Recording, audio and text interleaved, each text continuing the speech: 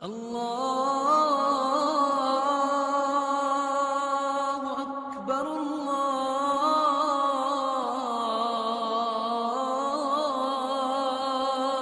اکبر۔ ایاک نعبد و ایاک نستعین۔ ایاک نعبد، صرف تیری ہی ہم عبادت کرتے ہیں، و ایاک نستعین، اور صرف تجھ ہی سے ہم مدد مانگتے ہیں۔ ایاک نعبد، صرف تیری ہی ہم عبادت کرتے ہیں، اس سے پہلے اس دعا کی تمہید تھی۔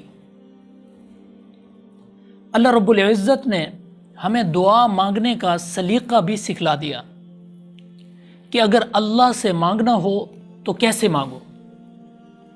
پہلے اس کی تعریف بیان کرو، اس کی حمد بیان کرو، پھر اس کے بعد اس کے آگے درخواست پیش کرو۔